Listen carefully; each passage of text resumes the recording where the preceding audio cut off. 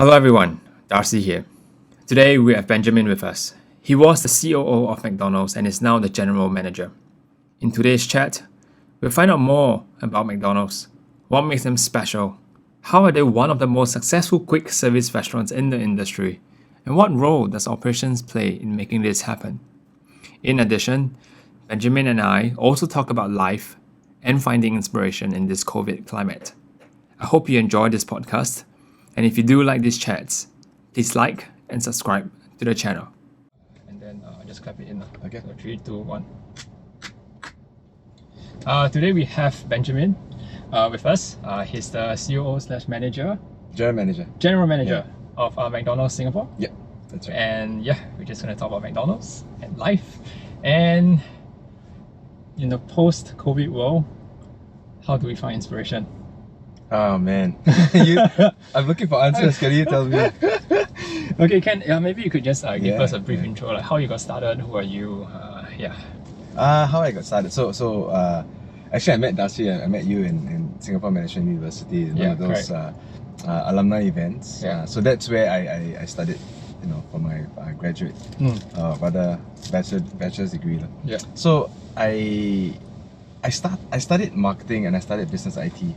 It's a very weird mix, I know, but it's kind of like me being in those formative years, not knowing what I want, and then kind of dabbling on everything. Yeah. But one thing I realized that when I started studying more on marketing, is that it's very fun to see how brands evolve, very fun to see how brands position themselves, and then I realized when you talk about marketing, people always think ads. Yeah. First thing I think is Apple, remember the ad they did and all that, but it's a lot more than that. You look at all the big FMCG marketing companies, it's a mega engine and ecosystem that run the company.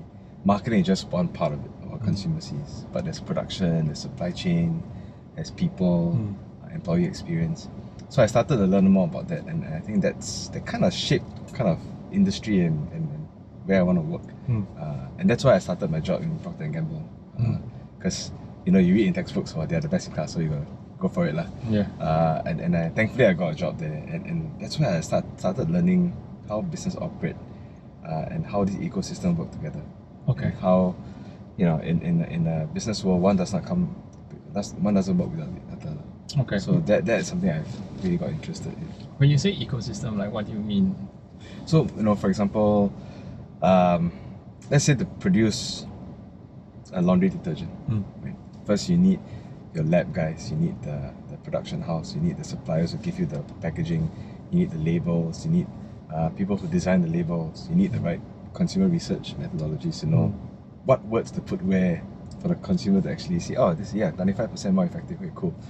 And then you need the finance guys to make sure it's produced in the most efficient way but yet works.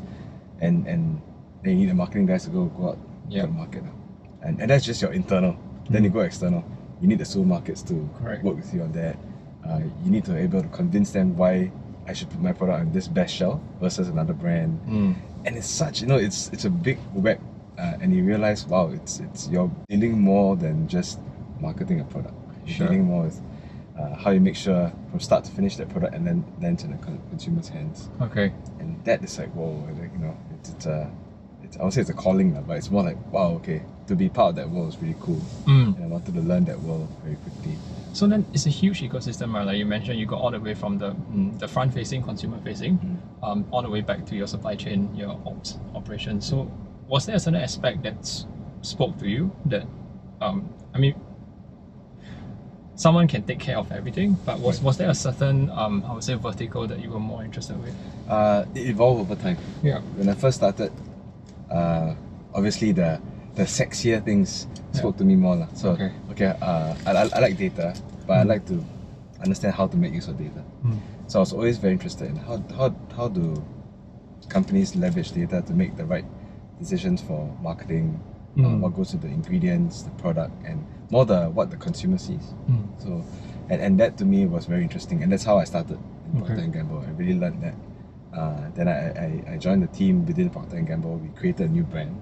So we learned all how to use data. And when you create a new brand, you don't really have much pre-data because there's nothing. Correct. So it's all based on consumer research and all. But as I started McDonald's, that's when I was much more interested in the operation side of things. Because it's, everyone can create a burger and then put a drink and a French fries and that's it. The question is how, why is it that McDonald's is so evergreen to consumers, and why is it that they have been able to succeed for so many years versus many other players? And that struck chord to me. Like, there's something in that engine that is different. And what is it? And I quickly learned it's the people, the operations. Okay.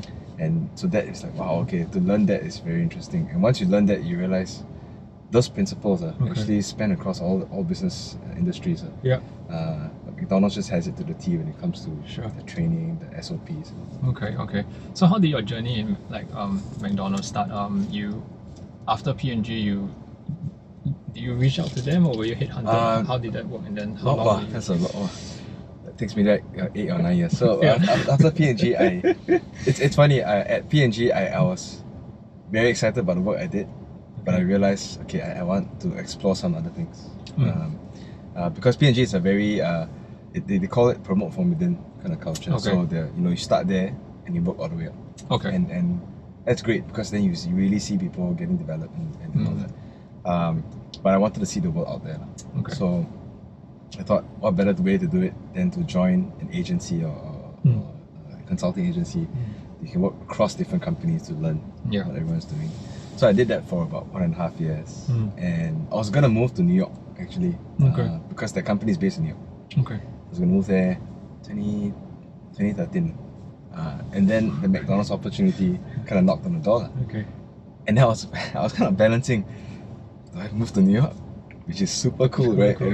We're just married there, no kids, so like, wow, that sounds like a very fun opportunity. And 1 tree in New York was a different. It's very different. Totally. Different, or do I take on McDonald's? So as I learned more about McDonald's, and it's throughout the interview process that I very quickly realized that wow, this is definitely a company I want to join. And it's because the focus on when they say people and all that, it's not just speak, it's they show it, they do it. I've been a consumer for McDonald's since I was like 5 or 6. And I remember all that, right? That's the whole marketing strategy, right? But I just never, I just, funny, some people ask me, okay, you work part-time McDonald's? I said, I don't know why. Maybe because I go there so much as a consumer. So that you don't want to be there anymore. Or more like, I see how hard they work, like, wow, shock. So but during the interview process, as I was reading up more, and all the interview questions they threw back at me, was always a lot about, in this people scenario, what would you do? So I realized, wow, the guys really care about how I would how I would fit into that culture, and do I have the same kind of values? To the point where, and I didn't join as an executive or whatever. Middle management, right? Even the chief people officer was my last interviewer. I mean, they put so much emphasis on that. So that kind of made me realize, I guess New York can wait. This one cannot. I have to take this opportunity when I can. And I haven't looked back ever since. So you started as middle management in McDonald's, and then after that, did you already? So the role itself was more of a back-end operational role. Not really. Because my background was still in strategy, still in planning, analytics, right? So I joined as a regional, in a regional capacity, and I was working on strategy, planning, and at that point of time, McDonald's still owns a lot of the countries, all the businesses of the countries. Now it's a lot of franchise. So my role was to help coordinate between the countries, and also see common trends, so we can put big bets and priorities together that are relevant to all, almost all. So that was fun, but that was still kind of like what I did in P&G, still in that same area. Then I moved into McDonald's Singapore for about 2 years, and that's when I got more exposed to what a local market does. And then you see everything. You see nuts and bolts. You see the operations, from everything from deciding what uniform to buy, why the colors make sense, why the material makes sense. For example, the grey uniforms there's an added padding on the armpit because it's hot in the kitchen. So you don't want it to pit stains and all. there's like those simple details that are so important. Then you realize, okay, it's not just the burger, it's not just the fries. So that's where I started getting more in love with that part of the business. Then finally, when I moved to Japan for about 2 years, I moved because my wife was there. Okay. So I moved there. And basically, I moved there for a role that I actually didn't know a lot about. Okay. But they said, hey, if you want to come, we have this. Do you want to take it on? I said, yep, let's do it. And then pray to God that I screw up. So yeah, I went there to launch like new business development, new channels, which require you to actually understand the whole operations procedure. Sure. Yeah. And everything at the background. And I'm going to a foreign country, foreign culture, language. Yeah. But that really cemented it for me. Okay. Because I just had to understand it. And once you go in, taking the language aside, like once you understand the operations culture and all, then everyone speaks the same language, so to speak. Sure. And that was like, wow, it was amazing. Okay. So finally, when I was able to come back to Singapore, because I had my kid there, so I realized, okay, I better come home. Because me, the family support. Sure. Thankfully, my managing director gave me an opportunity to come in as chief operating officer, learn the ropes, and then finally move up to more general management. Okay. Was there any like your experience in Japan, especially was it your first time with like a foreign culture, like for 2 years, full immersive into it? Or? I was in Hong Kong for a good 9 months for the consulting gig. Okay. But Japan was the full immersion. Because Hong Kong, I traveled back to Singapore every month. Okay. So it didn't feel like I was away from home. Yeah. But Japan really was in your face. Was it difficult to initially? Like, what were some of the like challenges you faced? Maybe it can be one can be specific to Japan. Yeah. Maybe the second one can be like in general, just in a foreign culture or in a foreign setting that is not unlike your usual culture. Like, is there a difference? Like, how do you get by? It was challenging at the start because my role was to create change. I'm not Japanese, so the credibility of you coming in and saying, why do you think we need to change when we've done this for so long? That obviously it's always the common thing that everyone says that's challenging. But it's more once you understand once you understand the culture and how you convince people to change, then that challenge goes away quite quickly. Okay. But I think that was the initial part, and I also learned that it's also when I learned through my years it's very nauseating when someone comes in and tells you, in this country we do this, in this we do this, you should also do it. I learned that from hearing from other people tell me that when I was doing other jobs. So I was very careful not to ever do that. Sure. Because at that point of time, delivery, for example, I was there to launch food delivery. Delivery was a very small part of the business in Japan. In Singapore, it's quite big. Yeah. So if I could have went in and said, you should be like Singapore, Correct. And that would be nauseating, right? So I kind of learned how to communicate that to the folks and bring it along the process, but also listen, like why do they think it might not be a good idea? Sure. And then we after a while we get trust, and things get going. And if you don't mind sharing, like how would you, like back then for you, what worked? Like what type of, how do you communicate? How do you get a point across without stepping on, like being polite about it? I mean, in Japanese culture, like how do you get something new across and launch it, and get them to try it? In fact, like just to try it. I would say initially in the first 3 months, I was very tempted to move fast, and this is something about, I guess it's a Singapore thing that when we decide to change something, we want, hey, let's get it done. 80% button up, it's okay. Get it done. I was very tempted to do that, but I knew that wasn't going to be the way, because I worked with Japan businesses before in P&G, so I know, I've seen it. I kind of witnessed how things work. So I was very careful not to do that. So for the first 3 months, all I did was, I was very upfront for the folks, and I said, my job here is to make delivery big in Japan. Because it is a consumer trend that will not go away. COVID kind of cemented it. But back then, not there yet was lah. no- there Yeah. So if only I had that foresight, right? Yeah, correct. And it's not you don't want to wish that such things course. happen also. Yeah. So, and I was very upfront. I said, so my job is that, but I don't want to tell you how to do it because who am I to know? Correct. I only know how other countries have done it. I know the principles. I know the structures.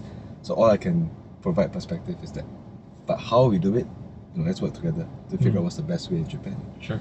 And then we went to visit restaurants. Spend a lot of time talking to people in the restaurants, and also asking what's the biggest struggle you have right now with this. And the more you talk, the more you understand, the better the whole go-to-market can be as well. And at the same time, once they feel that, okay, you understand it now, okay, then when you give a solution, it's not based on, oh, this is what other people do. Correct. But it's more like, okay, this are our challenges, but the opportunity is there. Okay, let's build the bridge, and that worked very well. Okay. I think whether I really consciously did it, I think it was really more trial and error sometimes. Okay. There's sometimes where I find myself trying to push in too much, then I look at the reaction. Okay. Got it. Draw back a bit. Okay. It's not easy to ask the right questions, right? So is there like a thought process for you when you design? So I'm steering a bit off topic because since you're going here, it's quite a nice question to ask. So how do you ask the right questions? How do you reach the right questions to ask? Let's say, if you have to launch a delivery service, how do you know that you're asking the right questions? I think it depends. I think most importantly, you need to know whether you're asking the question to know the answer, or you already know the answer and you try to ask the question to get to the answer. And of course, initially I had my own preconceived, like, delivery should be this much, should be this, should be that, and I was just asking questions so that we can arrive to that answer. And I realized it's not working, man. Okay. So I shifted I pivoted more. Okay, look, let's say we want delivery to be 20% of the business, incremental or whatever it is, and the biggest challenge would be technology and people.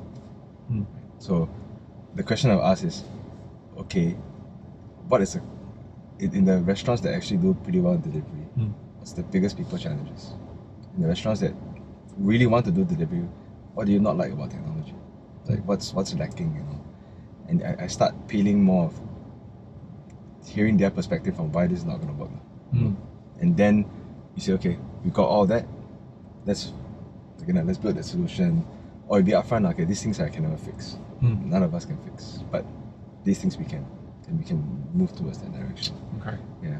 So I guess it's more once you know the biggest barriers to even getting to some outcome, then you just find out more why, and then very soon once you peel the onion, you realize, okay, found the root cause. Now, okay, let's fix it together. Okay, that's interesting. So anyway, so fast forward to today. You're now the GM, right? So maybe you can share with us what quick introduction, right? What does your role encompass? And also maybe just why do you think McDonald's has been so successful over the past? Like it's a mature brand, right? Right. How have you guys remained so successful over the past so many years? Starting from what the general manager does. Not much. No, I think that it's a very exciting position to be in because and really I'm useless without my team. Of course. So I have all my senior leadership team, and every one of them has their own functional expertise. Yep. And basically I work with them to operate the business on a day-to-day because we are super retail business. To us, Saturday, Sunday, weekends, of course we try not to work, but at the same time, the restaurants are still open. So anything happens, you're still going to be there. Sure. So we work it's like a balance. We work on a day-to-day, but I also work with them to plan out, okay, how do we continue growing McDonald's and making it relevant to people in Singapore? Because like you rightly pointed out, right, we've been here since 1979, so 42 years. Yep. It's very exciting to see, and I'm speaking from consumer versus employee.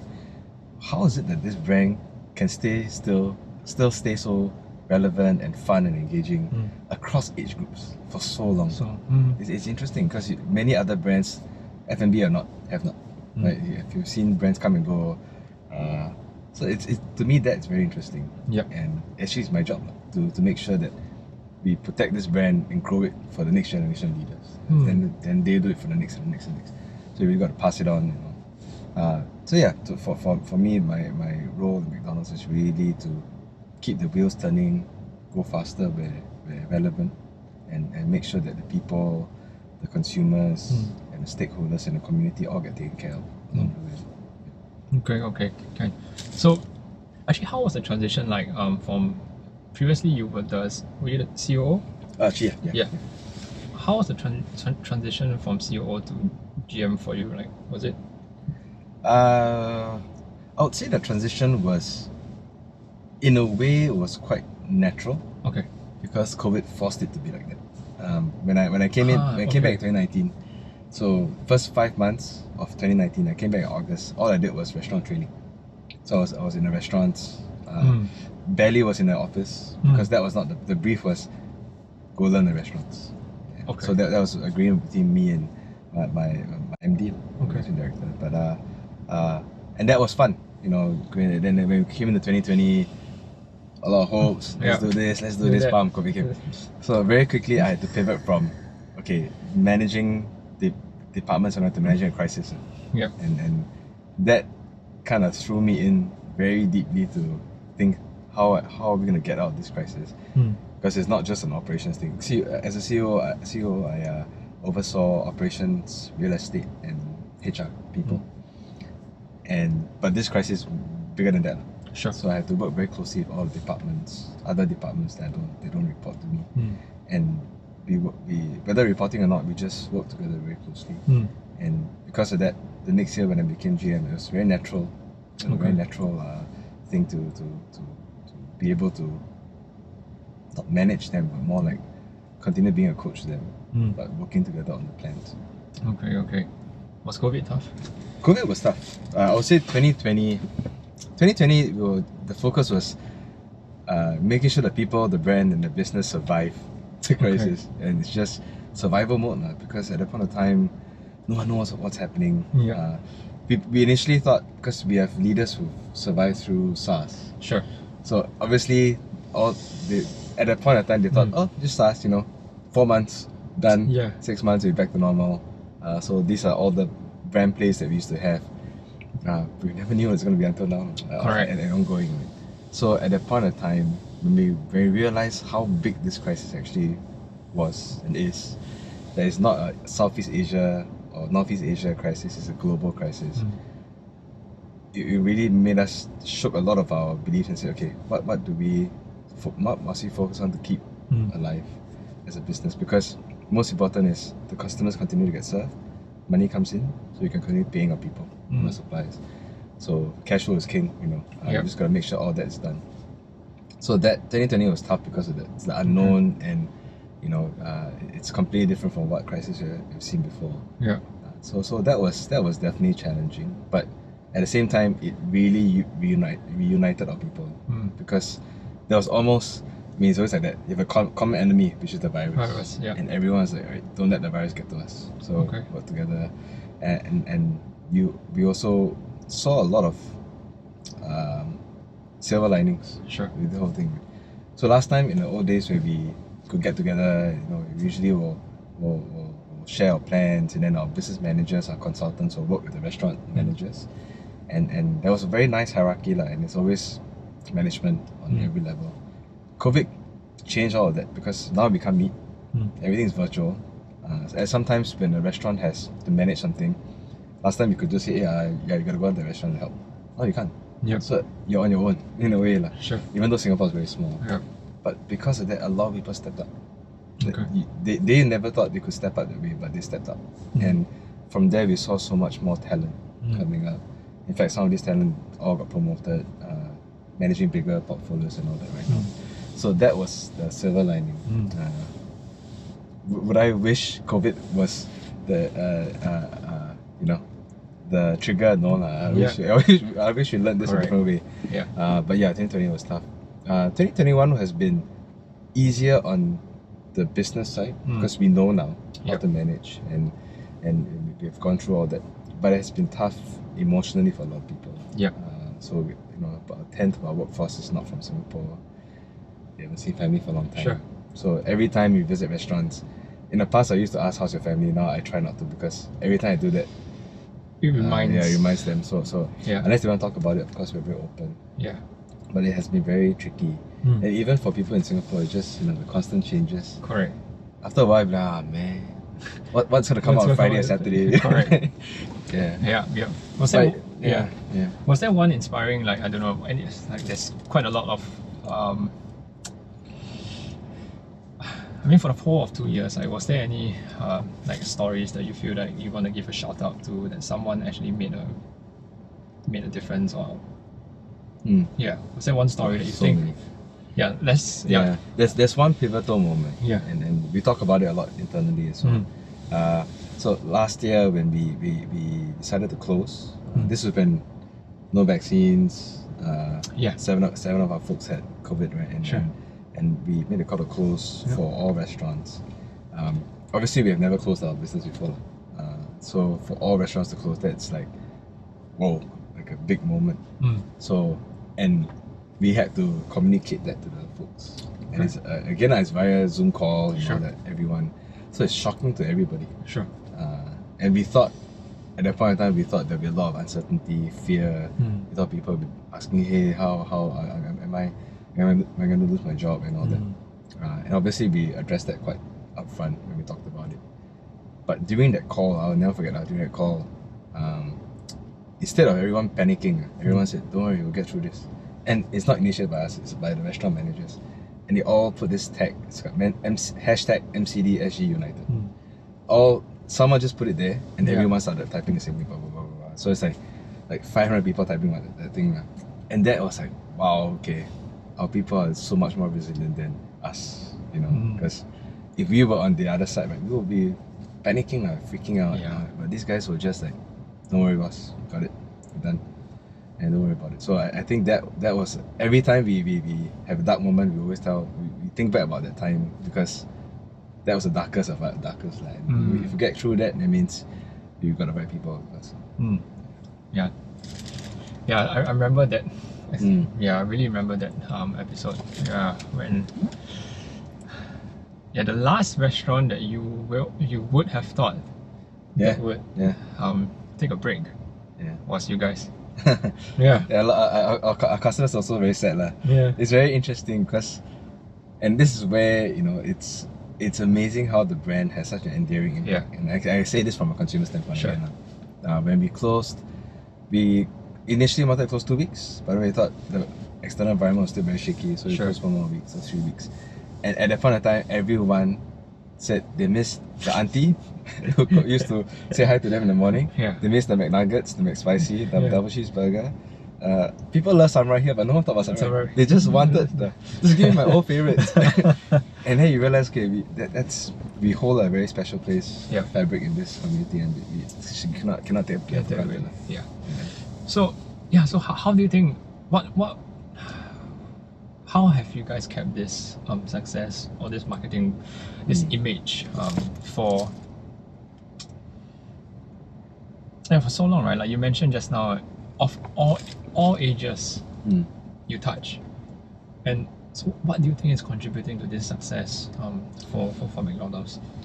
I think it's a combination of two things. One is consistency. So our operating procedures are very crucial for us, and not just for Singapore, every McDonald's. And that's why, by and large, franchisee or whether you're owned by McDonald's Corporation, the operations, the restaurant procedures, everything are the same. So that allows us to operate very efficiently, learn from each other, and always make sure that we are efficient in the way we serve. In our industry, speed is very important. But it cannot come at the expense of accuracy or friendliness. You can't just churn like robots, right? So the emphasis on operating procedures, but also hospitality and all that really helps to cement the consistency part. Then the second part is really more of the, okay, you got a great restaurant operations, but how do you make sure it's relevant to the consumers? To me, what makes it relevant to all, even though there's so many, like they're quite democratic, right? We serve all. Is we try to understand what is our value to the consumer. What kind of emotional benefit are we trying to give? But above and beyond the tangible, which is food, serving the food and drink. And for us, we truly are a family brand, and family in a very broad term. It's not just mom, dad, son, daughter. It's more like family of friends, grandparents to kids, secondary school kids as well as one group. And we aim to serve happy moments for all of them. And we really are just, you think of it as a photo frame. We are just helping to provide a frame, but the happy moments are you're in a restaurant or you're at home ordering delivery, and we're just facilitating that. And for many years, we've always been thinking, how do we make sure we continue doing that, so that consumers don't see us as just a place I get my food and chow.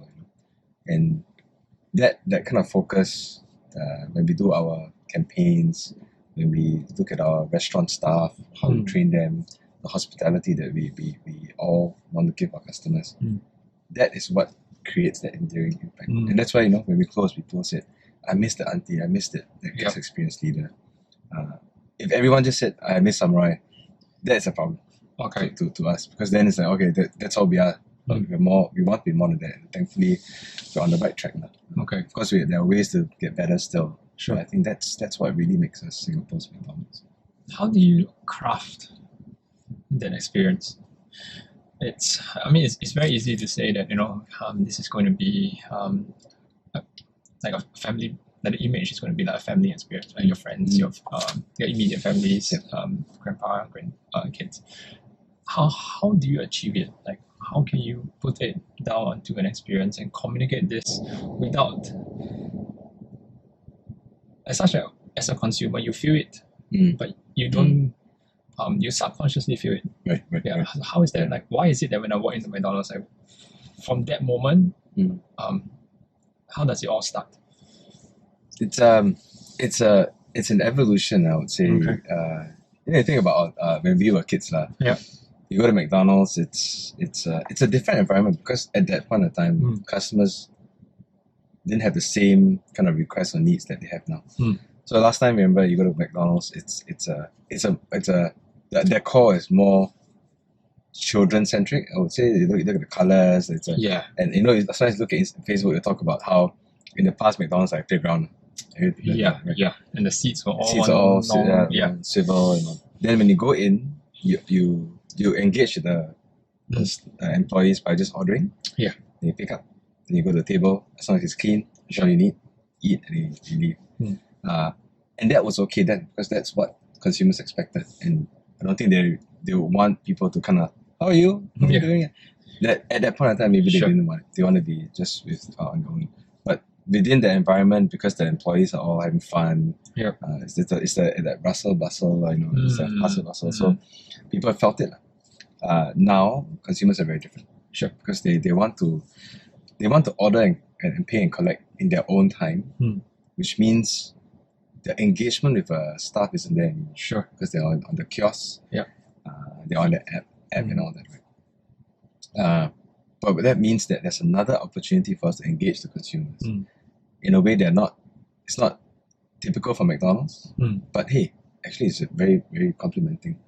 And that's why we have our guest experience leaders. Sure. They're the ones wearing grey and yellow. And their role is to make sure they manage the front of house. It's almost like the front of house is their house. Sure. And the visitors are coming in and, hey, how are you? Yeah.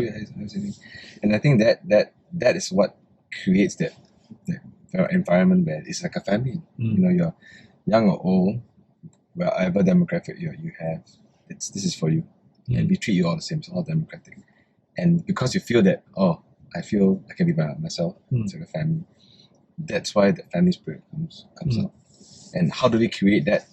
It's really it's a mixture of restaurant design, technology, and people.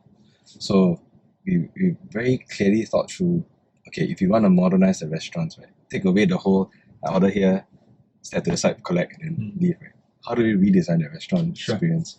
So if you see it now, if you go to our restaurants, the kiosk is the first thing you see. Sure. Because people, first thing they want to do is order. Yeah.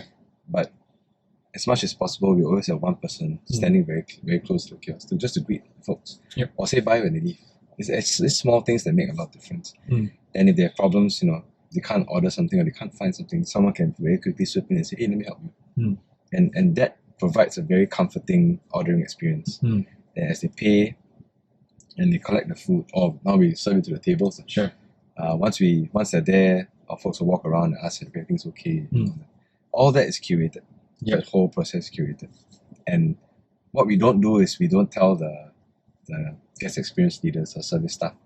If step 1 say hello, step 2 we don't. Okay. You tell them, okay, these are the few touch points you have. Yep. You engage them however you feel you're comfortable. So for example, there are some who are very comfortable with the hey handsome, and there are some more formal, which is fine. It's all based on their style and also the customers, where the restaurant is and all. And that's we give them a kind of a blank sheet of what to say, but we tell them these are the touch points. Sure. And this is where you can make a difference. Leave it to them. Sure. So this is the front of house, like the design experience, right? So the thought process right now is you walk in, you engage with your, the first thing you do is to order, or you could do a pickup of the food.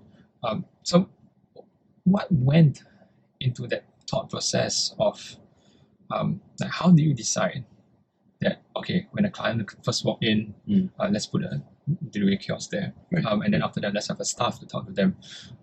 How did all this come into play? It's an iterative process. Iterative process. If I say, if you thought through it from day one, like, Okay. but there are a lot of people Okay. from our side, from the global corporation side, they really are the ones thinking through all the different scenarios. Where do we put what? Yeah. Right? But some of it we learn along the way. So Sure. one example is in Singapore, if you look at some of our restaurants, the delivery pickup is outside the restaurant. And there's a reason for it.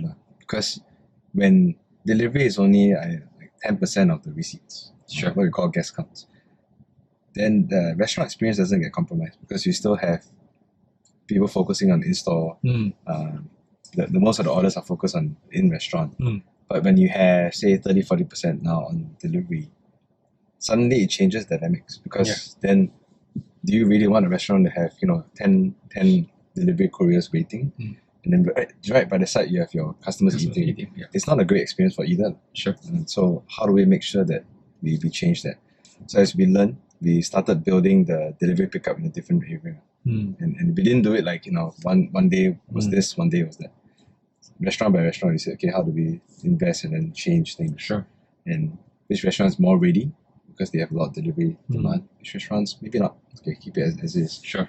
For some restaurants, we can't change the layout because the kitchen is too much investment to make, too disruptive. We just said, okay, unfortunately, the pickup has to be like a table outside the restaurant. We just put it there. Yeah. So it was really very iterative in thinking. But now that we know, right? Especially now that we know a lot of people have gone into delivery, might stay there.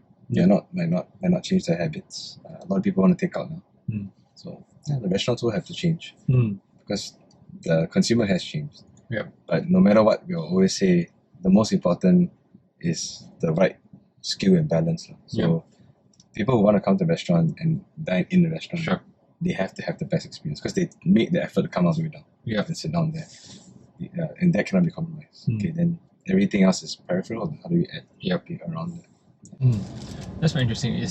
I think a lot of people don't realize that when you walk into, especially a McDonald's restaurant, everything has been optimized and thought of, like why each item that is at where it is has been thought of. It's there by design. It's not there by chance.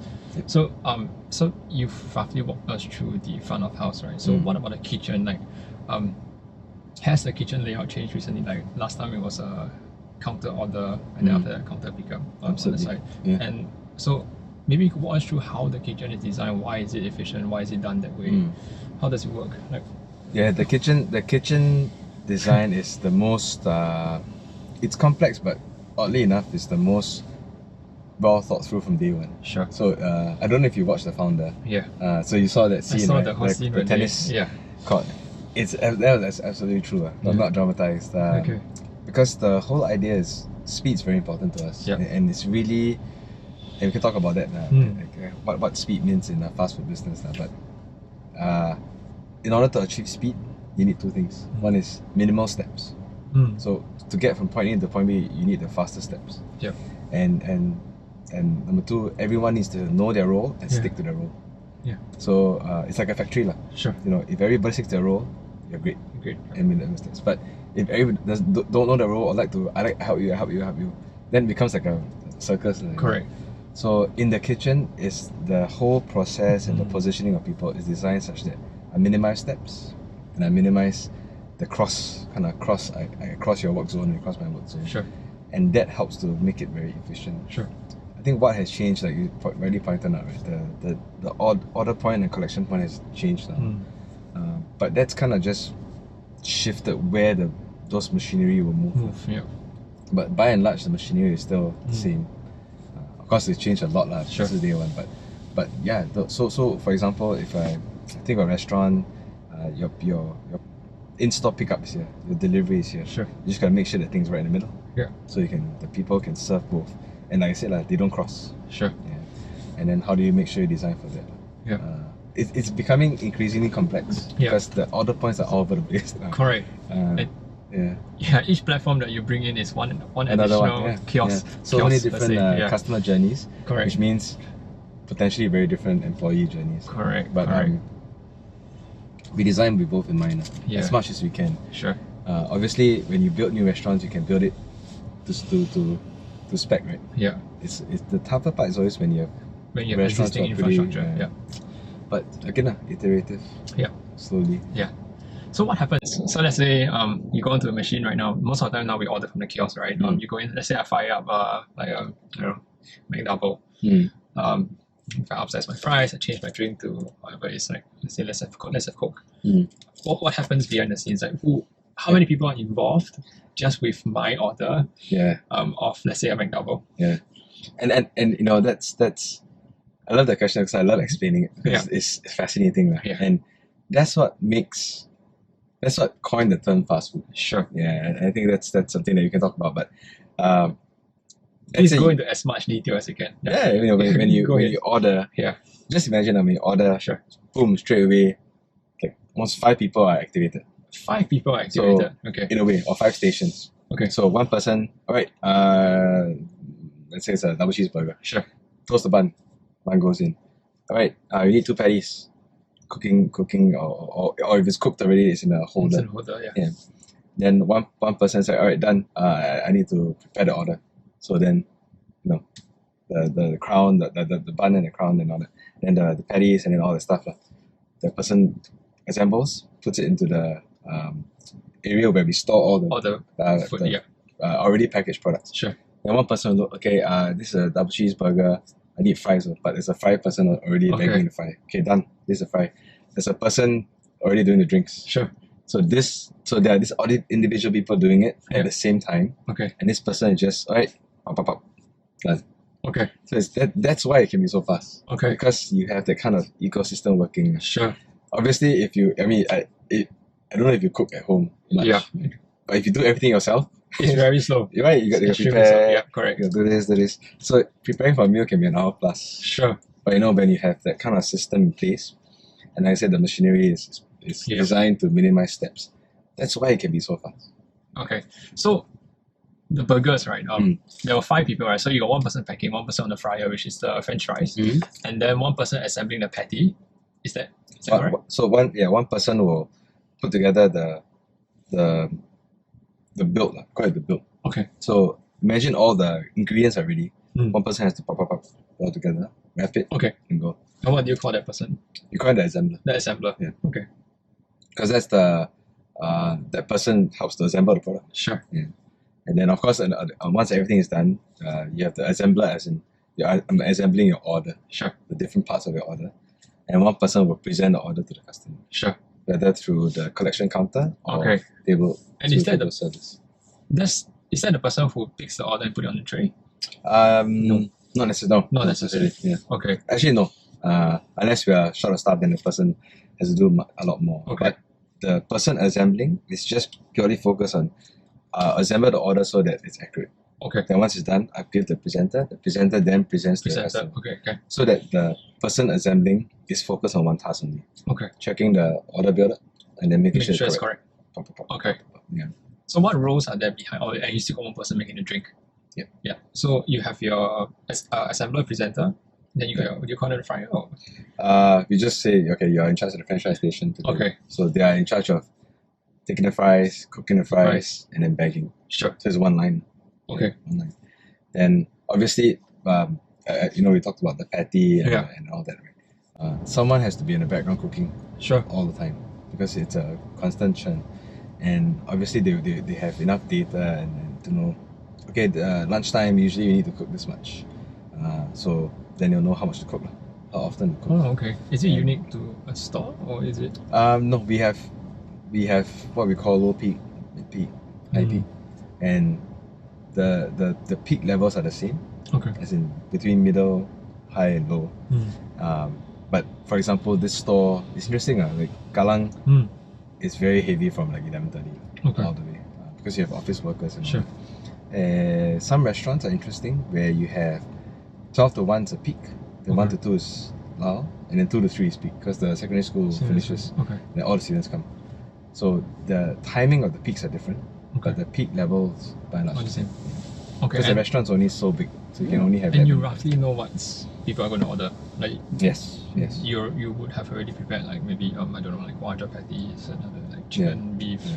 But you cook, chicken. it's cooked to order, so because we know it's peak, we'll Yep. cook this amount, and our holders can only hold for a certain number of minutes, and after that you have to throw it away.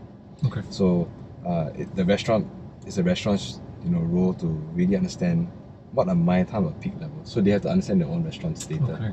so they know when and how much to cook. So Okay. that one, they cook the food fresh and it's never held for too long, and two, they don't waste food so long because Yep. it's a big waste Correct. to throw it Yeah. away. So each restaurant can control how much they're Yes. cooking. Yeah. Okay. Yeah. And the food waste is on the restaurant themselves. So like they are the ones who like if they don't manage it properly, then they'll be making Correct.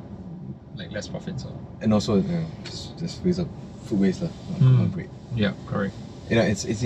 I always see the running a restaurant is like it's really art and science. Yeah. The science is in the SOPs, the protocol. Sure.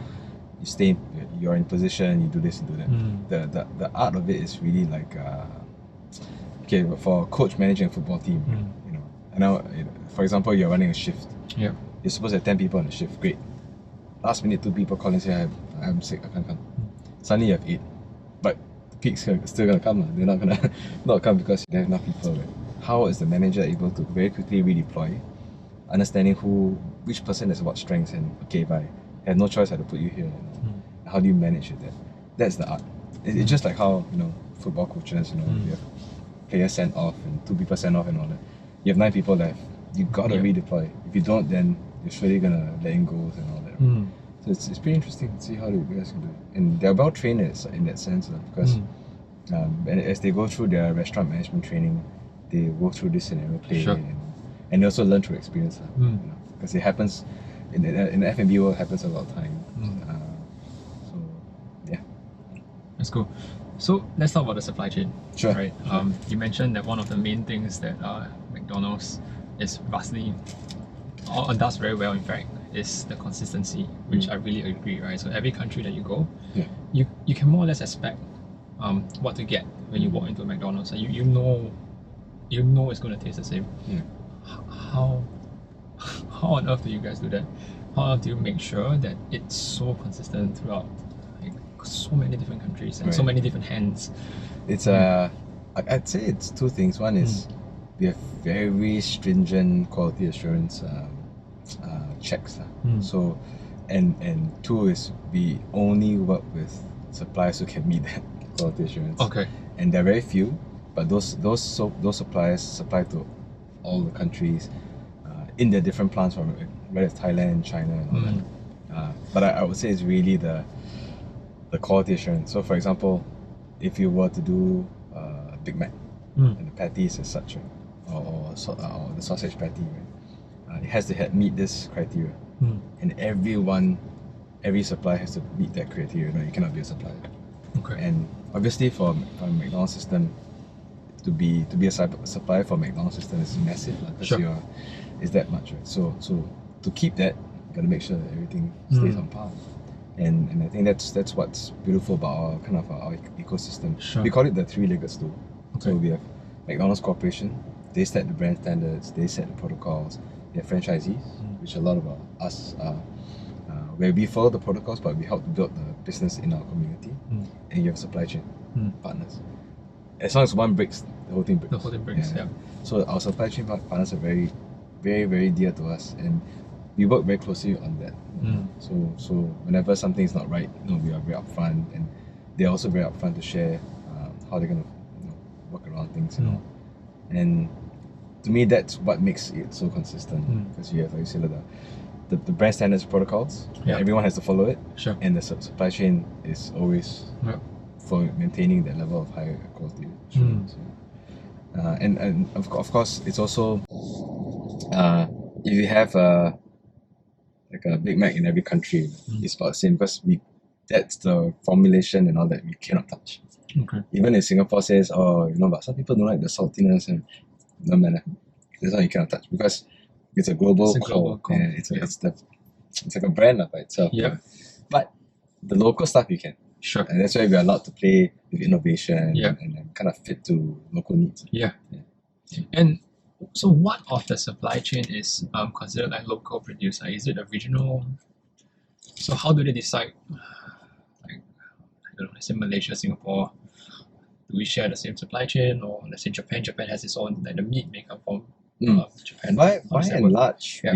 we as much as possible we try to share, Okay. because economies of scale Yeah. allows for efficiencies, but Sure. also we quality assurance wise, you talk to one person. Sure. The person manages everything, and it's great. The reality is we can't share some because we're halal. Yeah. Malaysia's halal, Indonesia's halal, Yeah. China is halal. So within these countries, we share a lot of the similar Yeah. suppliers, but we can't share the likes of Japan and all that, because they're not halal. Sure. Actually, most markets are not. Mm. So when I was in Japan, and a lot of things that I thought were really cool, and I came here, I said, hey, we should do this, and then you Yeah. realize, cannot. Okay. So, Okay. but it's still okay. Yeah. We try to get ideas as much as we can. Yeah. But our local, or rather our regional suppliers who are halal, we try their best to replicate, and most times it actually works. Okay. So you mentioned about new menu items. So how do you decide on new menu items, and is it a supply chain nightmare when you have to launch new menu items? How to decide? We have this menu team, Okay. and their job is really cool, lah. Yeah. It's just to innovate. Okay. But not just innovate, but also think of how to improve current Sure. formulation. So they look at things like, of course, consumer trends. Yeah. They look at what's trending. Sometimes they are just trending fads and all that, right? Yeah. And it's okay. And what they do is then they determine, okay, what are the platforms I want to innovate on, and be open and honest also. What are fads, and that's okay. And we just supply a product that hit the That's fads. a certain amount. Because consumers, that's what consumers are, Correct. are loving. But then also, what are the things that are more enduring, longer term, and they then create some product options. Sure. So we have a team that will taste, try, and all that. But we are not the end consumer. Okay. Because the end consumer is the masses. So what we do is, once we feel that, okay, these are the three that we feel have potential, we test it. So we let the consumers test. Okay. Then it's like a robust testing methodology. You have surveys, they test, they provide input, what they like, what they don't like. So is it like a focus group, or is it more of a? It's more like it's dual prong. So, Okay. the focus group is usually more to understand the more in-depth, okay, for this platform, what's Yeah. important to you. Okay. So for breakfast, what's important for you? Then that leads us to what product we should innovate, and then the final option to test. Then the testing is really more to let more consumers taste. It's not really a focus group, because they eat, then they write. Sure. So there's no communication. Yeah. And that helps us to then say, okay, we've got a winning product or not. And just tweak accordingly. Okay. That's interesting. So the latest menu item that came out, is it a sea salt Sea salt McFlurry. McFlurry? Yeah. Yeah. Yeah. So So that was really play on two things. One is obviously the sea salt is something that Sure. people love. Something about saltiness and sweetness that Yeah. people like. Yeah. And the second is okay. How do we make it beautiful? Yeah. Look at. So that was the brief. Yeah. And they came out something. I was like, wow, it looks like a galaxy. Yeah. You know, it's very cool. And the taste is also good. Yeah. So I think once you hit both, then consumers like it. And of course, I try to hit the masses. Right? Some people Sure. just don't like the Okay, yeah. saltiness. And all that. Correct. Okay, that's fine. But at least there's this variation. Because they can always go back to your Oreo McFlurry, and Yeah. which is the Yeah. staple. What's your favorite? Wow, I have so many. Top 3. my go-to McSpicy, Okay. the chicken McCrispy, Yeah. and double cheeseburger. Those my go-to meals. McSpicy, McCrispy, and the Double cheeseburger. double cheeseburger. Yeah, that's my Okay. go-to. Okay. And what about the special menu items? Like so far, based on the ones that were launched in Singapore. Oh, I really think that Nasi Lemak burger was because when I was in Nasi Lemak burger launched when I was in Japan, Okay. and I was not back in Singapore then. Yeah. So when I saw it, I'm like, wow. Then when I finally one day I returned and they relaunched the Nasi Lemak burger, and I tried it, Yeah. and I was very amazed that because it's hard to get lemak Correct. flavor, right? And I'm amazed that they could put it in the burger consistently. Yeah. Every burger. So to me, that was one of the more impressive innovations. Yeah, even the recent chicken crispy Hainanese chicken burger. Yeah. That was also very interesting because if you think about it, and I'm Hainanese, right? Yeah. So when the brief was, oh, we're gonna try a chicken rice Yeah. infused burger, and I said, should we even go there? Because if you screw up, people are not gonna be very kind. Correct. But somehow, and we engaged Ben Yo, Yeah. who he himself is a foodie, like, he's a chef Sure. also, and we created something that when he created it, we tasted it, like, whoa, okay, it really does taste Yeah. like chicken rice, but it doesn't make you feel that I might as well eat chicken rice now. Yeah. There's something different to it, and those are one of those interesting innovations where we like it because it's fun. Yeah. It's not meant to stay for a long time. Sure. And it gets people talking. So, and especially in COVID world, what else is there to do? Correct. So, than to try food. Try and all food. that. Yeah. Yeah. Okay. Yeah. So we talked about your the supply chain, the design of the restaurant. What about the people? Like, I've always heard you mention and say that people is the one thing that McDonald's stands for. How does that start, and how do you make it special? Why is it so important? I think it's important because of the scale of which we hire and employ, and the scale of which we actually serve. Sure. So I always say this. We have about 9,000 people working for McDonald's, whether it's restaurants or mostly restaurants. Yeah. Some in the office.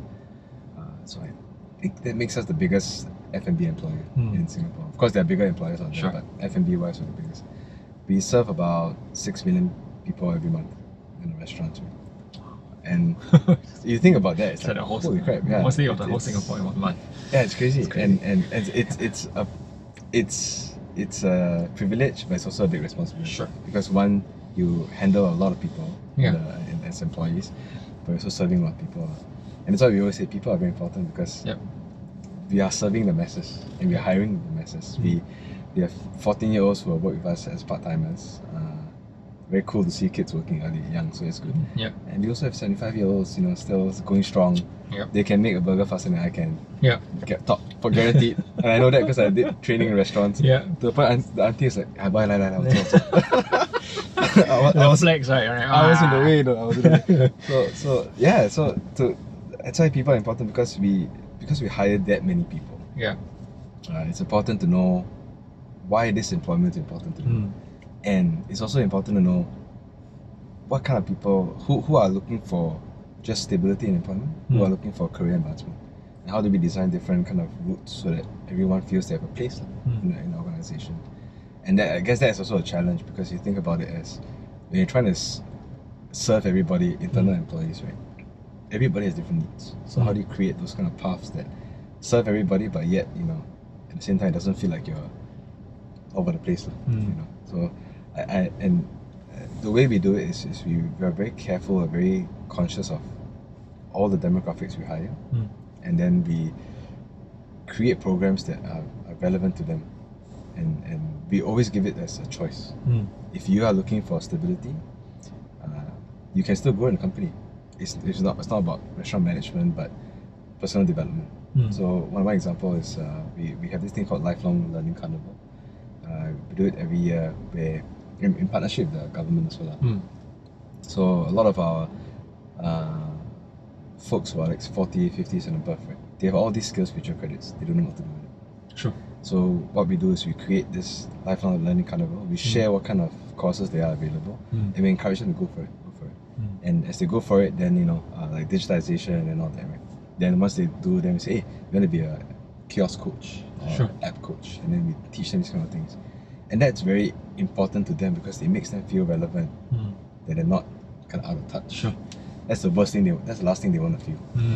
And that's why they work. A lot of the aunties work with us because they want to feel independent. They want to feel relevant to society. Sure.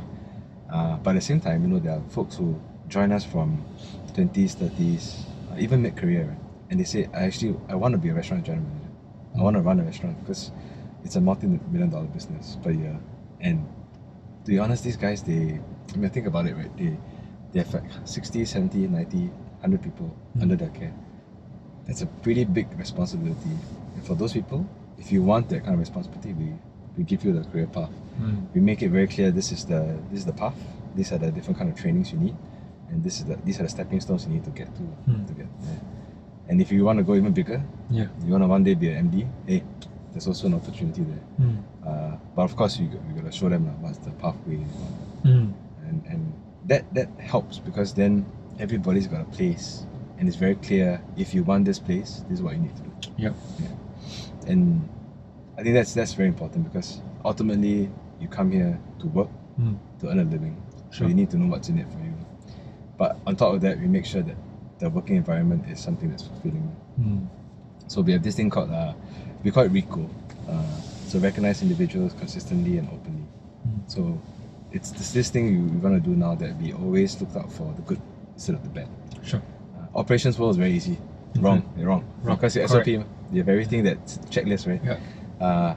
That's important, but it's more like, you know, instead of pinpointing, how do you kind of talk about the good, so that and really make it known, so that, you know, you one, the person feels really good, and others who see it also say, hey, I want to be the next person to get recognized, you know, versus I don't want kind of school. You know? Correct. And that also that does set a kind of thing in motion. Everyone feels very empowered. Sure. They want to do well, and that kind of environment makes it very nice to work. How do you encourage people to try? How do you encourage people to take risks or to try new things within the organization, be it management, be it operational? How do you let them try new things and then be encouraging about it instead? So it's more of like encouraging them to make the mistake rather than to punish them for making a mistake. Like it's a very nice, it's a fine line. It's a very big difference also. How do we do it? I get it, like in our culture, right? It's not easy. A lot of times we don't dare try new things, not because we don't want to, but we're afraid of failure, right? So how do we encourage? How have you guys been encouraging people to step up? And it's okay if you made a mistake. We understand what you were trying to do. You know, the RICO thing I talked about, recognizing. I think that is almost that foundation that we set that has helped to propel that kind of culture of just try. You know, we know you might not have everything in place, but you have the support system behind you. And what's the worst that can happen, right? It's a lousy project, go on the next one. And the whole idea of RICO has helped that. Because when out of 10 things you do, maybe 8 are bad, but if the 2 are really good, then let's talk about those 2. Correct. Right? So we recognize that, you know, we make sure the company knows. Whenever we do like company events, now virtually, we talk about it. And we said, this person, this name, this restaurant. and it's good stuff, right? So then you realize, okay, wow, as an employee, like, you feel like, okay, this is, we're not just saying it, we're actually showing it. Yep. And we don't publicize the bad stuff. Sure. But of course, if it's really not great, let's say a restaurant is not run well, or someone did something that shouldn't be have done, there's a process to make sure that, hey, you got to be coaching and all that. Sure. But when it comes to publicizing things, you publicize the good stuff. So that's one. The other one is we encourage a lot of, from people movement, we encourage a lot of lateral movement. So operations, you might want to do HR, you might want to do technology. Okay. We allow for that. Sure. And in fact, we encourage that, but we provide a support system to make sure that you're not left in a deep sea, drop in and, okay, see whether you can survive. Correct. And that helps, because then people also see that your involvement in the company is not based on your past experiences, but what you could potentially do. Yeah. I think that's very important for people to move forward. Okay. Was there like any one such project that you felt was pretty much ground up that took off pretty well, that that's worth, not say worth sharing, but you like to share? I think one very notable one is and again, this is before I came back. Sure. But me as a outsider looking in, I was like, wow, that was amazing. And the fact that this person was the one leading it was amazing to me. So when we were on that kind of transformation of the kiosk, moving all the counters to the kiosk, and then training up hospitality leaders instead of people taking orders, right? That's a huge change, because that involves hardware change and it's called software change. Sure. The hardware, the people and all that, right? And if not done right, that can have been very bad. So I've seen markets or seen other companies who try to do it, and it's just more like a hardware change only. Yeah. But this person leading with the team, of course, was able to transform all that and really focus on the culture transformation versus the hardware. And this person is not operations. So she's my head of strategy and insights. She's a strategy person. Yeah. Her background is consumer insights. Okay. But somehow she was able to manage the whole massive change management. She was able to get credibility from operations, and the transformation happened successfully. To me, that was amazing, and that's a clear example of, it doesn't mean that just because your background is this, you can't do that, and vice versa. So I think that's one of the examples we always like to share. It's this is a classic example of going beyond what you think you can do and actually getting it done. Of course, I don't discount the fact that she had a lot of support from the team. People believed, people supported her. But if you're not influential, or you can't change mindset, no matter how good you are, people won't listen to you. Correct. The fact that people did, that was amazing. So moving forward for McDonald's, right, in the next 10 years, how do you think you guys would change? What do you think will change for maybe even for McDonald's and the industry itself? How do you see it going? What do you think? What are some changes moving forward? I guess I'll speak more to the industry itself. Sure. But more maybe the quick service restaurant. Sure. I really do think we are playing on the customer's terms right now.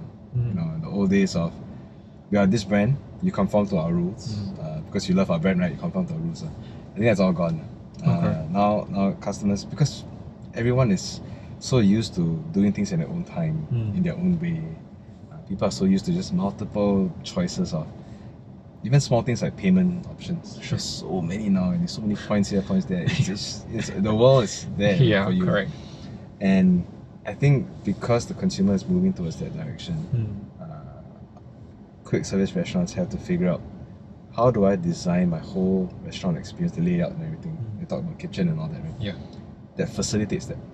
Because now you have orders, you have people engaging from all different channels and all. And so how do you make sure you can serve that kind of model? Yeah. Because if you can't, then you're gonna lose one customer. Sure. And the customer it's not like last time where if I'm a delivery customer, that's it. I don't like to go in store. Yeah. Now for example, I go drive-through, I go delivery, I do in store, I go take away. Sure. I'm everything. Sure. So if you don't serve me for one, can I done over for all? Yeah. And that's dangerous for business.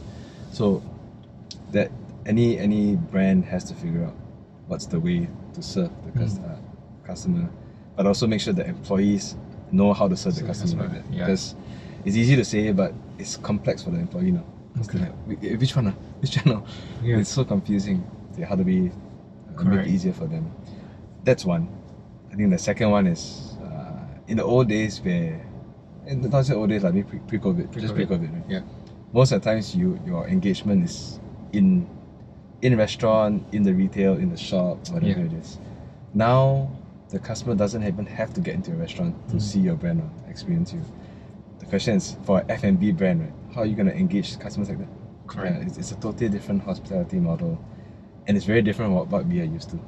So brands will figure out, okay, how do I really engage this customer and build emotional connection?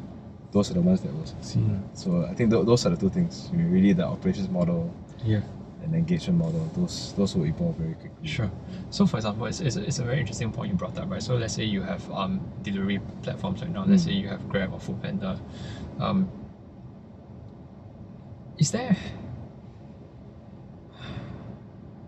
Is your menu items on the apps like what you choose to promote by design? Like, how do you decide what is the most important menu item that you want to place? That means that, let's say I open up the McDonald's restaurant, right?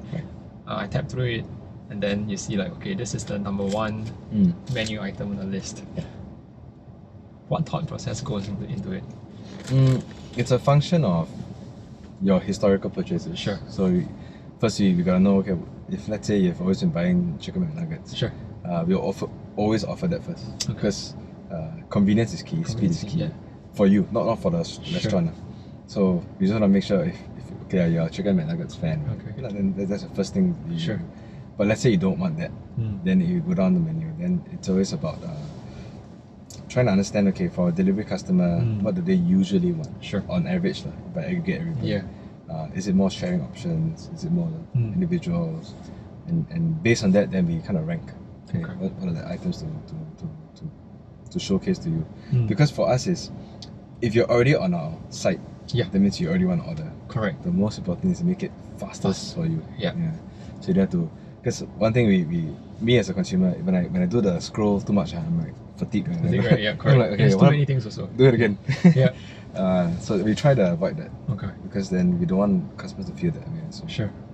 And how do you bring the family experience to an increasingly digital world, where people are starting to eat at home and and maybe you're even isolated, right? You serving your 7 days SHN or 14 days, and then you're like ordering McDonald's. How do you build an experience when suddenly you lost one of your main touch points, which is the restaurant, right? Like, everything happened in the restaurant. Now suddenly everything is it's out, right? It's like poof, just disappeared.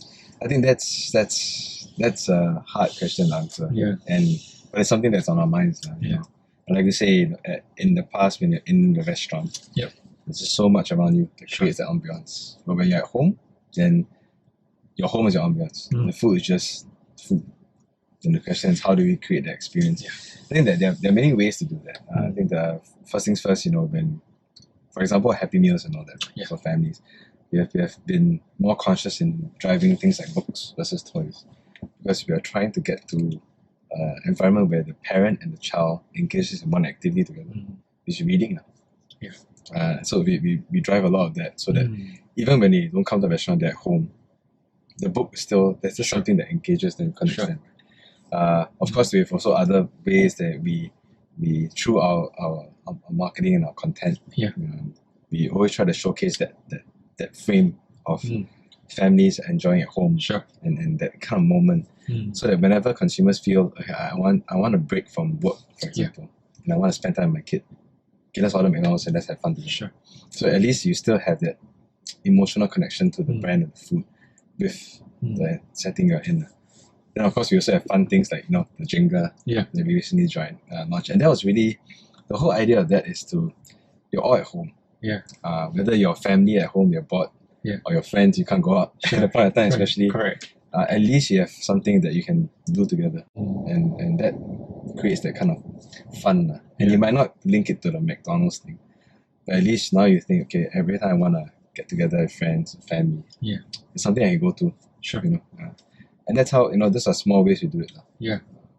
But no matter what, the magic in the restaurants can never be replicated Sure. fully. Correct. And we don't want to also. Yeah. Because that is really, it's almost like a flagship. If you want that, come to our restaurants, you want to make sure you give it to you. Okay. It's quite interesting, right? So you have the whole online to offline experience. Like when you buy a McDonald's, how do you craft it? Even when you just receive a book, it's such an interesting. Some people see it as an afterthought, like, oh, okay, it's a book. Like, why is McDonald's running a book? Right. But thought has been put into it, and I always thought that something like this is very important. At the end of the day, we're all humans. As much as virtual as we become, we still touch, we still feel, and the food, you still experience it. And if the experience can be brought in through a nice little package that is happy, friendly, colourful, and makes you happy, then I think it's a job well done for the entire team. And it's important to us, the whole, we call it branding experience, not because we're trying to push the brand to the customers' faces, but it's more that what the brand reminds you of. Correct. So when we have our own delivery riders, and when if they show up to your door, and now it's contactless, right? So when they smile, that just reminds you of wow, okay, it's not, because right now, like, it's funny about at home, right? Because we have now so much deliveries and all that, not just food, like everything. And it's very easy to say, can you just leave it by the door? Yeah, it is. But the final, and sometimes when you open, the guy say, hey, see you, enjoy. It just reminds you that human connection is so important. And we lost so much of it. Correct. And I think any touch point we can remind people of that, I think that's something that we should strive for. Is it a challenge to maintain such a? So you have right now you have like at least I think three different platforms for you guys. You got your own McDelivery. If you got Grab food, you got Foodpanda. Has that changed anything for you guys? Suddenly, it's not everything is within your control per se. Like it has. I think it has changed for sure, but it's something we have kind of embraced and accepted as well. Because it's while we want to serve everything, we also have limited manpower. So what do we prefer? Prefer to just not serve, or just allow other people to serve? Sure. And I like the Grab Food and Foodpanda platform because it's also an ecosystem. And like for Grab Food, right? They don't exist without their riders who are working for them. They don't exist without vendors like us, and they don't exist with their customers. And the fact that we can join the ecosystem, and then the riders also get employment money. Why not? Everybody wins. Yeah, that's nice. And recently you guys launched Grab Pay, right? Grab Pay. That's right. So in the stores. That's nice. So anyway, let's so COVID and personal inspirations for the past 2 years. Has it affected you? How is it? Oh, for sure lah. Do you want me to turn the car a bit? No, it's okay. It's okay? Okay? Yeah, Sure. Okay. Oh, no sun, no worries. The sun, right? That's why.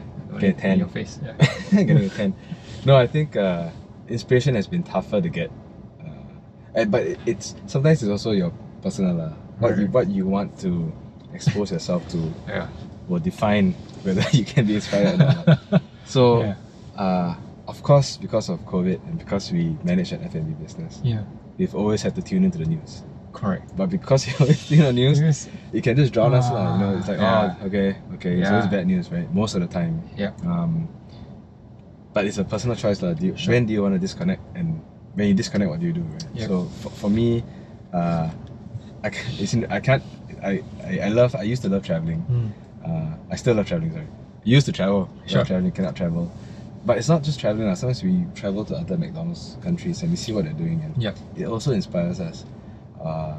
We can't do that, so we just have to find other ways to get inspiration. And for me, it's about I do a lot of podcasts when I'm driving, or just listening to what other people from other countries are saying, doing about things. That gives me kind of a glimpse of what's happening around. And then I kind of pick notes there. The podcasts I listen to are nothing. I used to listen to NPR. I think how stuff works. But after a while, times were so gloomy that I was like, I cannot really, I need comedy in my life, right? So I listened to like Smartless, which Yeah. is a very, you do Smartless? Not yet. I'll You gotta do it, I'll man. go to it. It's interesting, but Yeah. okay, it's just three guys. Sure. It's just three good friends hanging out, and then so happen they always invite Sure. a guest lah. And Yeah. the guest can be a celebrity. Okay. It can be a politician. Sure. It can be anybody. It can be an astronaut. Yeah. And so as you listen to what they talk about and how they're managing things and Yeah. the process, right? Subconsciously, I hear some anecdotes where like, hey, I can apply this Yeah. in my organization. I Yeah. can apply this in there. But it's very subconscious. Yeah. And I like it that way because then I'm not like trying to take notes. Take notes, yeah, correct. And I kind of find sources of inspiration or anecdotal advice there. Lah. Yeah. And I think that's my style. But how Okay. about you? I'm a forward-looking person, right? Okay. So whenever anything happens, I always remind myself like it's today. Yeah, here's the present. Today comes, today will go. But personally, I think I'm more optimistic in general. Right? So maybe friends would say that I'm critical, but critical in a way where you want a better future and you believe that the future will be better. Right. So for some reason, I've always managed to see the light. No matter how That's dark good. it is, right? Yes, you definitely do have your down days, right? There are days where everything just goes wrong. But I always tell myself like, hey, we're just a tiny speck. Yeah, that's true. Really just a tiny speck in this entire universe, and the fact that even though we're just this tiny speck, somehow we can still impact so many lives around us. And if we can do it, then let's try to make the future better. And for me, the future itself has always been that inspiration to see where the world is in 5 years, 10 years, 15 years, and it's for us to shape. Yeah. I don't see it as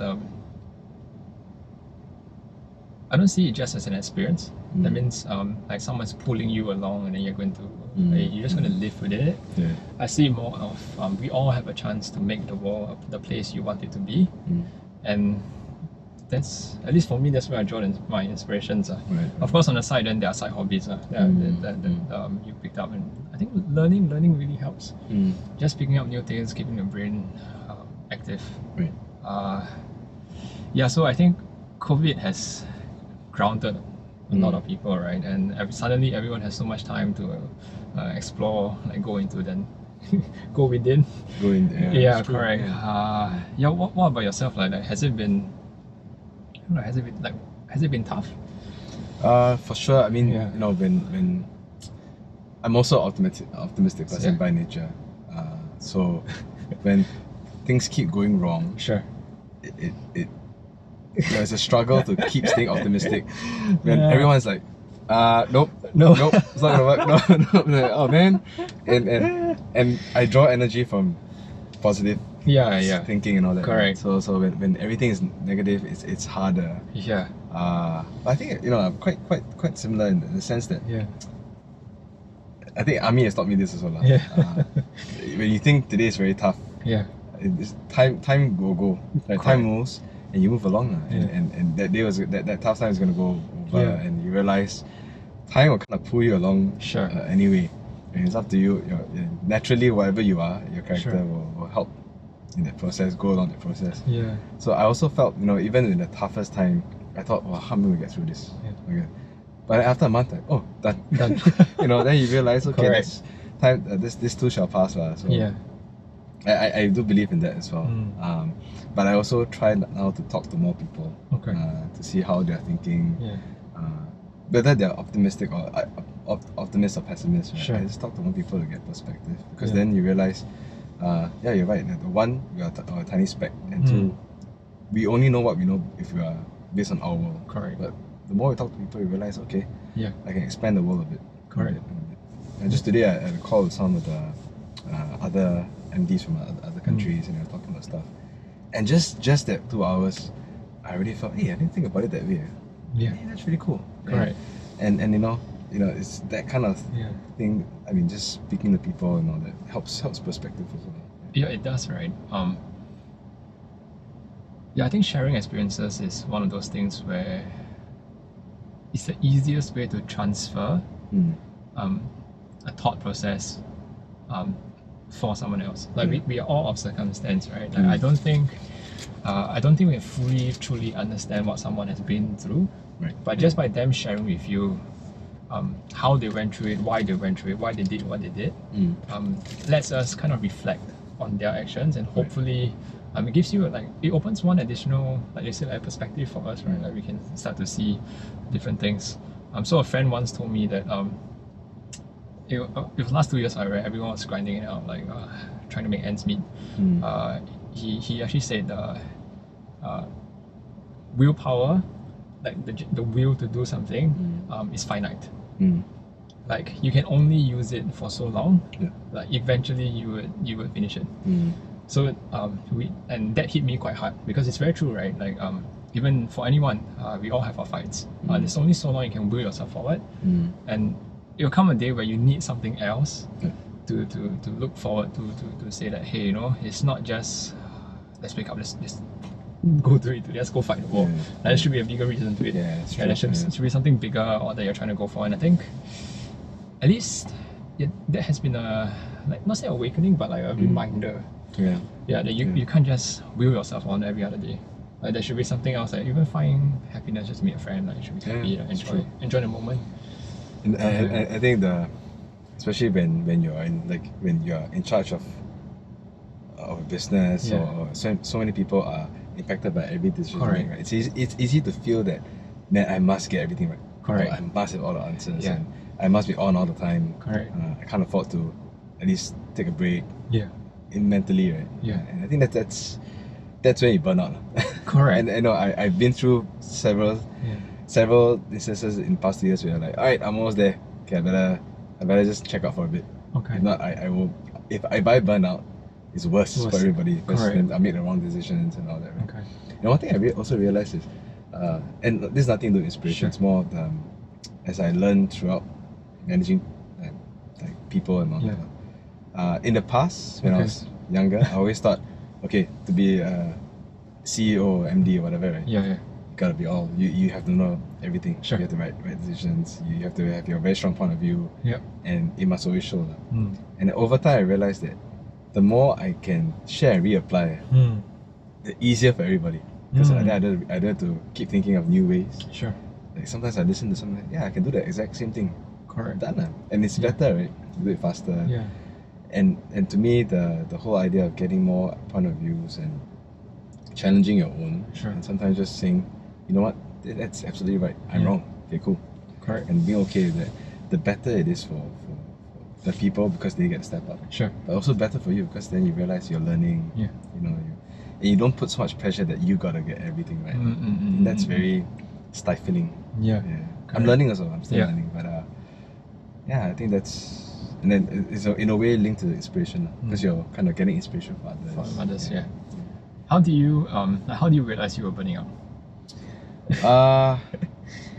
For me, it's very interesting. I love sports, right? So I love to do sports. I don't like to watch sports. So you say, hey, let's watch a game. Really? You prefer the in it? Yeah, but I want to be in it. It's fun. The whole teamwork, and I love team sports. But I can't do that much now. So I run. I try to run more.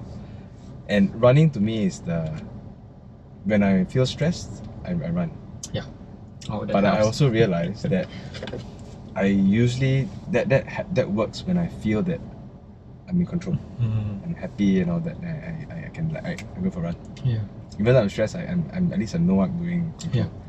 When things really go bad, that I lose the mood to run, that's when I know, okay, something's wrong with it. So it happens a few times where just like everything keeps going on, and I don't want to run already.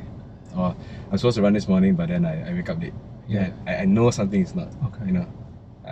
And that's kind of my trigger. I realized that it's my trigger point where, okay, I better go think about or address what's going on inside, so that if I get back to the mood of, because for me running is like, it's self-care for me. If I don't have the mood to self-care, means something's spiraling out. And that's pretty similar for myself. So So I think 2 years back, before the whole COVID lockdown, I was actually in Japan for a full 10 days for like a Vipassana meditation course. Yeah, it's tough, like, okay. I would say that the course is not easy, especially for Singaporeans. Yeah, because we're in the city, right? Then you're forced to sit down, basically meditate 4 times a day, 1 hour per session. Okay. And you can't talk to anyone for the full 10 days. No phone, no nothing. Wow. You just really go inside, right? Okay. So it was a very, I would say it's a very important lesson for me during that 10 days. But having said that, right, it's super useful. But once you come back to Singapore, it's difficult, right? It's difficult. It's really, really difficult to just find the space and motivation to sit down, because it's not easy to meditate. It is not easy to find the energy after a long day of work and sit down and collect your thoughts and just breathe. It's really not easy. So like you, I find the peace with running, right? So I can't run on the road, so I got a bad knee, but I do the trails. So yeah, on days where you're mentally fine, your runs are quite smooth. Yeah.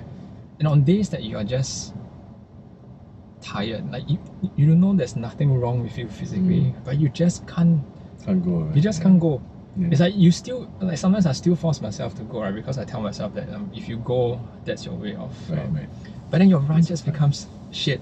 You know, like within the first 2 kilometers, you're gone already. Like you can't continue. And you feel heavy, your lungs don't, like you can't breathe, and you blame it on the vaccine, you blame it on like, oh shit, I got a flu. But you realize it's actually the mental state, it's just not there. I agree. Yeah, and Do you run with earphones or without? no, I try to be present. Yeah. I was running a lot with my earphones, so I got one of those tempo thingy. Sure. And it was good because I sweat. Yeah. And I hate when the earphones get wet. Then I'm running, then I'm like, bloody hell, I can't. So I can't stand all that. Someone's like tickling your ears. Yeah, and the whole thing of running is I want to be in the zone, right? Yeah, correct. And that gets me out of the zone. So it's yeah. annoying. But the best thing happened. Yeah. Even the tempo earphones are great, but the problem is that I keep relying on listening to something. Correct. So I'm on podcasts and all Yeah. that. So am I really in the zone? Not really, because I need a distraction. Sure. But the best thing happened, it broke down. So then I was like, number one, it's only been 1 year. Yeah. I don't spend money again. Okay. Then I also not gonna put in the plug-in earphones. Sure. So I just start. I run without, and you're right. I feel much more like everything is just cliche, like music to the ears, because you're running. There's traffic, there's trees, birds, and all that. Correct. And I kind of appreciate that, enjoy that. Yeah. And you say like then your mind starts resting, Correct. or you're recollecting your thoughts. Or, Yeah. Sometimes I allow myself, if I'm really deep in thought about something, I just allow it. Yeah. Yeah. Correct. Yeah, I think the disconnect is very important today, even more so today, because we're so reliant. Well, people say that this whole talk about like metaverse and how we'll be connected. We are already connected. Yeah. People just don't we don't see it because it's on our phone, right? We feel like we're disconnected, but to be fair, you're inside. Yeah. Right. And I think just by a simple act of really not listening to anything, or just letting your senses appreciate just what's around you, I think for some reason I feel it's quite important for humans or any living being, that your senses are so important. You should let it pick up what's in the real world and just feel just be in the present for a while. Yeah, I feel like that's why Singaporeans like to drive. Yeah, because I realized that when I first came back I didn't get a car, and I thought no, I don't get a car, just Grab, it's just so much more, it's convenient now. But then I remember talking to one of my colleagues, and she asked me, why don't you get a car? And I said, it's much more convenient and all. So then I started thinking, sometimes when you're on the phone, okay, you just finished work, I'm going home, then I call now, I keep checking it. Check. Then you get on and you kind of make sure whether the guy's going the right way. Yeah, correct. So you're always there. zoned in, but not in a good way, right? Yeah. Then when I finally got a car, then I'm driving to work or out of work or to places, and when I decide, okay, no radio, nothing. Sure. It's quite therapeutic. It is. Yeah. And I thankfully I don't have much of road rage. So I can kind of, I think it's a Japan thing. I kind of like, this guy cut me, I'm like, okay, whatever, what are you gonna do, right? And that process, that 15-minute drive, can be quite therapeutic. Yeah, if you it allow is. it to be. Correct. Yeah, actually. Yeah. There's something about just operating something that is based on muscle memory, Yeah. where your brain can just when your brain can just stop for a while. Yeah. And even if the thought runs in, just flow with it. That's why this guy was telling me also. He said there's a reason why some people like doing the dishes, because it's completely brainless. Yeah, correct. But then you just allow yourself to just think. Yeah. Yeah, and yeah, those are the things that. Yeah. Not that I love doing dishes, but now I get it. Yeah. So actually, yes, very interesting. So now that we're on this, right? So just the other day we were having another conversation with another friend, right? So we were talking about efficiency. We're also fixated today on how efficient we are. Like we always have to do things in the most efficient way, like, you know. Okay, it's not part of it is because there's a push, right? Like everyone is trying to say, oh, we need to be more productive. But sometimes just doing things a bit slower makes you more efficient. Like, it's a bit ironic, but it's right. Like, but the process of which you, for example, even just penning down your thoughts, I would say it's not efficient. Yeah. But the time, because now you have time to pen down your thoughts, that gives your brain time and capacity to think ahead. Right. Whereas let's say if you're walking very fast, you're always in that very second trying to like be at your peak. But then when you're at your peak, you're trying to do peak performance, right? You have no time to wander. Yeah. And I think sometimes we need to let the brain wander a bit. Yeah. Yeah. Because when you're, like you say, like when you're operating at peak, Correct. It's like athletes, right? Yeah. When you operate at peak, because their muscles already know what to do. Correct. Everything's already. It's almost like you're in a way a robot already, Yeah. because you're on flight mode already. Sure. But that doesn't mean you're actually doing good or Correct. thinking good or thinking bigger, right? Yeah. You're just in flight mode. Yep. So like when I churn out email, I know I can do that fast. Yeah. But it's to me it's just like it's blank because I already know what to do. Yeah. But you're right, you know. Am I really thinking Correct. hard enough? Is this really the best thing to do? Yeah. So I used to share part of my job, like at work, right, is to do the wireframes and product design for like product features that are going to go onto our online solution, right? I used to do them a lot on the computer, really using tools to design, to draw, get the boxes, draw the mind maps, the flow maps, where we want it to be. It was very efficient, but I realized I couldn't do critical thinking while doing it. Yep. Then I started to go back to pen and paper and started drawing these flow maps, mind maps, which is why I'm not trying to endorse Apple, but I got an iPad with the pencil just to whatever I draw here goes into the computer and doodle. And that has helped. Yeah. The communication of the ideas are clearer. Right. Yeah. I learned that when when this 2006 or something. Yeah. So I remember interning. I was interning for Apple. Yeah. And obviously everyone wants to present at Steve Jobs, right? So actually I bought this book. You were at the turtleneck. No lah, it's just very hard to wear turtleneck. I don't know why. But you look like Bruce Lee, right?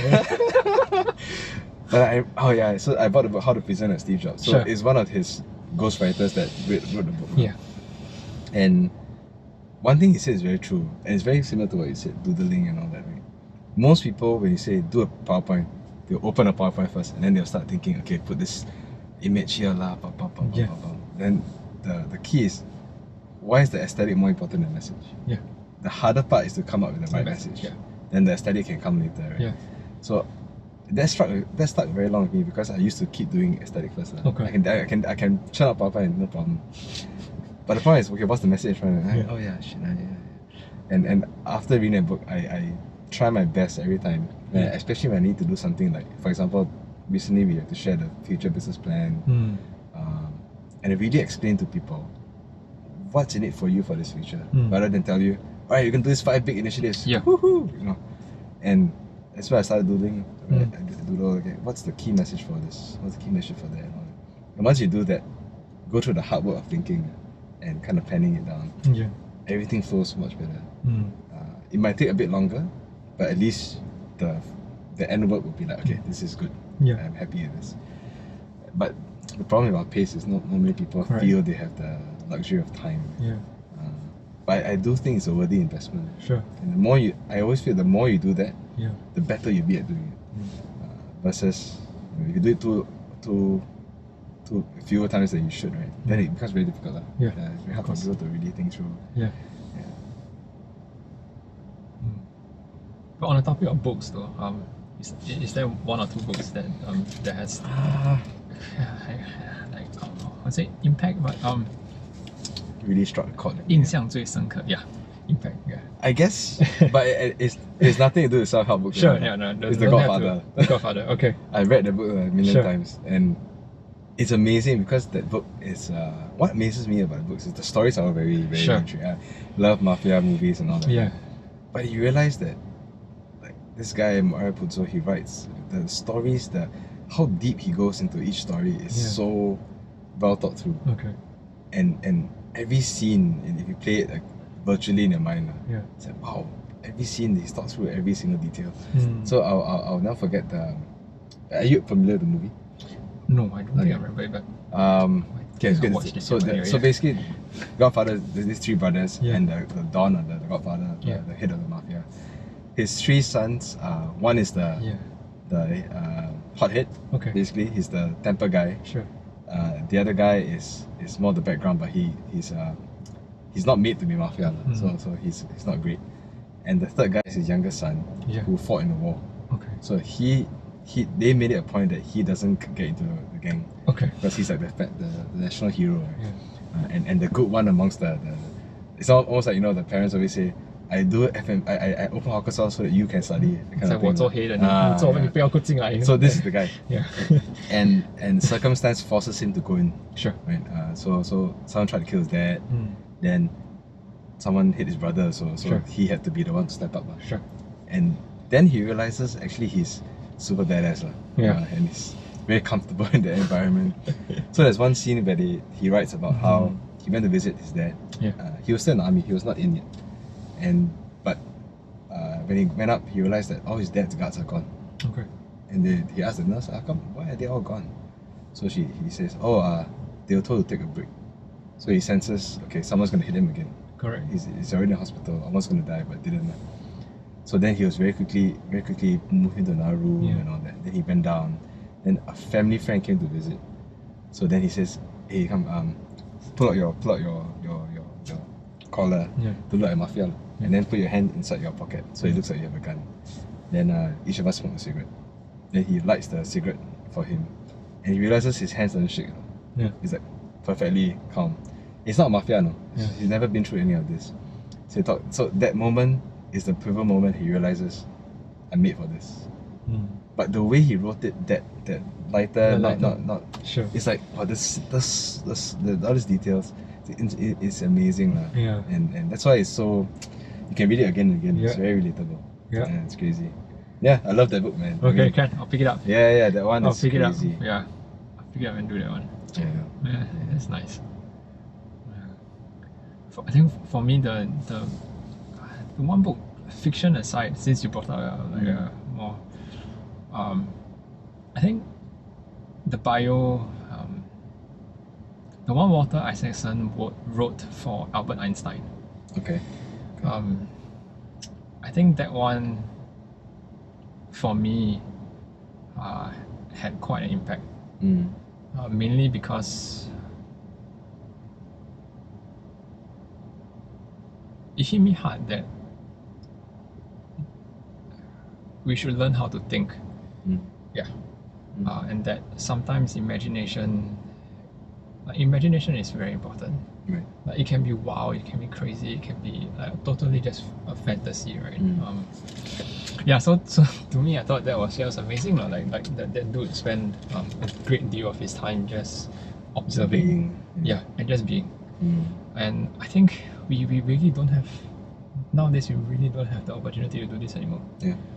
And more as the years go by, right, you start to realize that as we have less time to do these basic things in life, what then are we creating? Yeah. Do you feel like that now life it's harder to find fulfillment in life than before? With the pace of it? I think we're too connected. And there's nothing much you can do with it, right? Like the world is going to be more connected. It's just how we manage it and learn to manage it moving forward. Pace-wise, yes, you can say like, okay, I mean, if you're not happy, if you're let's move to somewhere else. But eventually it's going to catch up, right? Yeah. So how do we deal with it? I think that's a good question to ask. Honestly, I don't have any answers for now. Even for like younger generation, you're going to grow up in a world that is so different. Yeah. So some of my friends they teach, right, and they're saying like even kids nowadays they don't even know how to manage, how to make friend with someone else in real life, or like conflict management. Yeah, that's scary. Yeah, and you can't I can't say you shouldn't try to bring this back to old days, right? It's more of like how can we with what we have today, I don't say bring back some skills, but like how do you give these skills like conflict management, or even just saying hi, making a friend. That's why I like I mean, bring it back to McDonald's a little bit. I always find joy in seeing a 14 or 15-year-old working in restaurants. Okay. And I mean, our restaurant work's difficult. Yeah. Right. And yet they want to work here. Yeah. Like, what is it that? Why? You know. Yeah. I mean, most kids growing up, they want to work for the cafes and restaurants, right? Why McDonald's? And then to be able to see them grow in that environment, it's very fulfilling because, like you say, like, you know, a lot of kids now they work from home, study from home, and all home-based learning, right? They don't have the same experience anymore. Yeah.